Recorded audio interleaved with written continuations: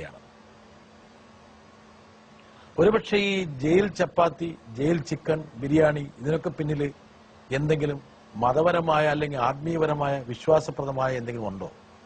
ഈ ആശയം എനിക്ക് തന്നത് പരിശുദ്ധ പ്രവാചകനായ മുഹമ്മദ് നബിയുടെ ജീവിതത്തിൽ നിന്നാണ്. അപ്പോൾ ഇസ്ലാമിന്റെ ഈ മഹത്വത്തിന്റെ കാര്യങ്ങൾ ഞാൻ പലപ്പോഴും പ്രസംഗിക്കാറുള്ളതാണ്.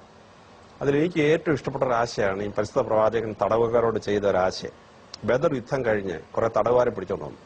ഇവർക്ക് മുഴുവൻ ആഹാരവും എല്ലാം കൊടുത്ത് അവനിങ്ങനെ ഇട്ടിരിക്കുകയാണ്. അപ്പൊ ഇവന് സ്വാതന്ത്ര്യം വേണമെങ്കിൽ 10 വരാഹൻ കൊടുക്കണം, 10 സ്വർണ്ണ നാണയം കൊടുക്കണം, എങ്കിലേ മോചനം കിട്ടുള്ളൂ. പ്രവാചകൻ മനസ്സിലാക്കി അദ്ദേഹത്തിന്റെ സൈന്യത്തിലെ ആളുകൾക്ക് വിദ്യാഭ്യാസം, സാക്ഷരത എന്ന് പറഞ്ഞാൽ ഓൾമോസ്റ്റ് ഇല്ലായിരുന്നു.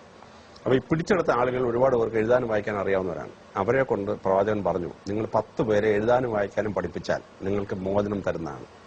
അങ്ങനെ ഈ പട്ടാളത്തിലുള്ള ആളുകളെ ഇവർ എഴുതാനും പഠിപ്പിക്കാനും തുടങ്ങി. അങ്ങനെ 10 പേരെ പഠിപ്പിച്ചു കഴിഞ്ഞപ്പോൾ ഇവർക്ക് മോചനം കൊടുത്തു. മോചനം കൊടുത്തു കഴിഞ്ഞ് പ്രവാചകൻ അവരോട് പറഞ്ഞു, ഇനി നിങ്ങൾ സ്വതന്ത്രരാണ്, പക്ഷെ നിങ്ങളെ ഈ ഞങ്ങളുടെ ട്രൈബിലുള്ള ആളുകൾക്ക് വിദ്യാഭ്യാസം കൊടുക്കുന്ന അധ്യാപകരായി നിങ്ങളെ അപ്പോയിന്റ് ചെയ്തിരിക്കുന്നു എന്ന് പറഞ്ഞു. അങ്ങനെ 2% താഴെ സാക്ഷരതയുള്ള അറബി ദേശത്ത് സാക്ഷരത ഉള്ള ഒരു സംസ്കാരമൊക്കെ വരെ മാറ്റാൻ വേണ്ടി ഈ തടവുകാരെ ഉപയോഗിച്ചു എന്ന് പരിശുദ്ധ പ്രവാചകനായ മുഹമ്മദ് നബിയുടെ ജീവിതത്തിൽ ഞാൻ വായിച്ചാണ്. അപ്പൊ അതാണ് ഈ ജയിൽ നടപ്പാക്കിയ ആശയം. അതായത് ജയിലിനകത്തുള്ള ഒരുപാട് പേർക്ക് സ്കില്ലുണ്ട്. ആ സ്കില്ല് ഉപയോഗിച്ചിട്ട് പ്രൊഡക്ഷൻ നടത്തുക. കാരണം ഇവരെ ചുമ്മാ തൊട്ട് ശമ്പളം കൊടുത്തുകൊണ്ടിരിക്കുകയാണ്. കാരണം തിരുവനന്തപുരം ജയിലിൽ 1100 പേരുണ്ട്. 1100 പേർക്ക് ജോലി കൊടുക്കണം. ജോലി കൊടുക്കാൻ അവിടെ ഒന്നുമില്ല. 170 ഏക്കർ സ്ഥലം ഉണ്ടായിരുന്നു. അതിനകത്ത് 104 ഏക്കറോളം സർക്കാർ പല ഉത്തരവുകളായിട്ട് കൊടുത്തു. ബാക്കി 50 ഏക്കറേ ഉള്ളൂ. 50 ഏക്കർ ജോലി ചെയ്യിച്ചാൽ കഷ്ടിച്ച് 100 പേർക്ക് ജോലി കൊടുക്കാൻ പറ്റുള്ളൂ. അപ്പൊ ബാക്കിയുള്ളവർക്ക് വെറുതെ ശമ്പളം എഴുതുകയാണ്, ഒരു ജോലിയും ചെയ്യാതെ ശമ്പളം എഴുതുകയാണ്. ഇവന് ഈ ഐഡിയലായിട്ടിരുന്നിട്ട് ഇൻഡിസിപ്ലിൻ ഉണ്ടാക്കുക, ജയിലിൽ ഇരുന്നുകൊണ്ട് പുറത്ത് കുഴപ്പമുണ്ടാക്കുക, ഇതൊക്കെയാണ് ഇവന്റെ പരിപാടികൾ. അപ്പൊ എന്ത് ചെയ്തു, ഇവർക്ക് എംപ്ലോയ്മെന്റ് കൊടുക്കണമെങ്കിൽ ഇങ്ങനെ എന്തെങ്കിലും ജയിലിനകത്ത് ജോലി എന്തെങ്കിലും ഉണ്ടാക്കിയാലേ പറ്റുള്ളൂ. അതുകൊണ്ടാണ് ജയിലിനകത്തുള്ളവർക്ക് ജോലി കൊടുത്തത്. അപ്പൊ ജോലി കൊടുക്കുമ്പോൾ പണ്ട് അവർക്ക് 32 രൂപ ഉള്ളായിരുന്നു, ഇപ്പൊ 117 രൂപ കിട്ടാൻ തുടങ്ങി. അപ്പൊ അവർക്ക് 3000 രൂപ വീട്ടിലയക്കാൻ തുടങ്ങി, കുടുംബം പട്ടിണിയില്ലാതെ രക്ഷപ്പെടാൻ തുടങ്ങി. എന്നിട്ട് ഇവർ ഈ ജോലി പൂർത്തിയാക്കുമ്പോൾ അവന് സെൽഫ് എംപ്ലോയിഡ് ആകാൻ കഴിഞ്ഞിരിക്കണം ജയിലിൽ നിന്ന് പുറത്തിറങ്ങുമ്പോൾ. അപ്പൊ അവരെ മാസൺറി, കാർപ്പൻട്രി, പിന്നെ ഈ പ്ലംബിങ്, ഇലക്ട്രീഷ്യൻ, ഇങ്ങനെ 37 ട്രേഡ് പഠിപ്പിക്കുകയാണ്. നെറ്റാൽത്തരി ഓപ്പൺ ജയിലുള്ള മുഴുവൻ പേരെ റബ്ബർ ടാപ്പിംഗ് പഠിപ്പിച്ചു. റബ്ബർ ബോർഡ് ഞാൻ എഴുതിയപ്പോൾ റബ്ബർ ബോർഡ് വന്ന് സൗജന്യമായിട്ട് എല്ലാവരും റബ്ബർ ടാപ്പിംഗ് പഠിപ്പിച്ചു. അപ്പോൾ റബ്ബർ ടാപ്പിംഗ് പഠിപ്പിച്ച ആളുകൾക്ക് ഭയങ്കര ഷോർട്ടേജാണ്. അപ്പോൾ അവർ പുറത്തിറങ്ങിയാൽ ഉടനെ അവർക്ക് 1000 രൂപ പ്രതി ദിവസം വരുമാനം കിട്ടുന്ന ജോലിയായി. 30 ലക്ഷം രൂപയുടെ എസ്റ്റേറ്റ് കാരൻ വലിയ കാറിൽ കൊണ്ടുവന്നാണ് ഇവനെ എഴുന്നള്ളിച്ചുകൊണ്ട് പോകുന്നത്, ഈ പ്രസന്റർ എസ്റ്റേറ്റിലോട്ട് കൊണ്ടുപോകുന്നത്. നമ്മുടെ തിരുവനന്തപുരം സെൻട്രൽ ജയിലിലൊക്കെ ആണെങ്കിൽ ഈ കുക്സിന് ഭയങ്കര ഷോർട്ടേജാണ്. ഈ ഹോട്ടലുകളിൽ കുക്സ് ഇല്ല.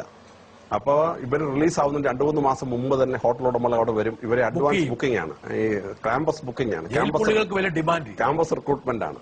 എന്നിട്ട് ഇവൻ ഇറങ്ങുന്ന അന്ന് ദിവസം ഈ ഹോട്ടലുകാരൻ കാറും കൊണ്ടുവന്ന് ഈ തടവുകാരനെ എഴുന്നള്ളിച്ച് വണ്ടിയെ കയറ്റി ഞാൻ കൊണ്ടുപോവാണ്. അവൻ 1000 രൂപ ശമ്പളം ഒരു ദിവസം. അപ്പൊ അങ്ങനെ ജയിലിൽ നിന്ന് ഇറങ്ങുന്ന ആളുകൾക്ക് ഒരു 99% ആളുകൾക്ക് എംപ്ലോയ്മെന്റ് കിട്ടി.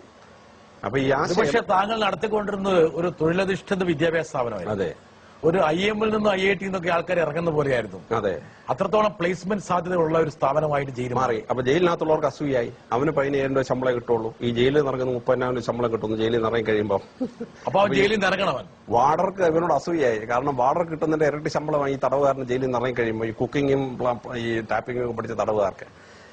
അപ്പൊ പരിസ്ഥിതി പ്രവാചകൻ എനിക്ക് തന്ന ഒരു വലിയ ആശയം ഞാൻ ജയിലിൽ നടപ്പാക്കിയതാണ് ഈ ആശയം എന്ന് പറയുന്നത്. എന്തായാലും താങ്കളുടെ ആ ഒരു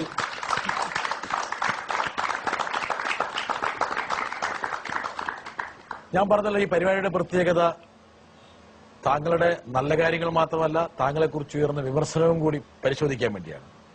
ഒരു മെൽവിൻ പാദുവ വിവാദം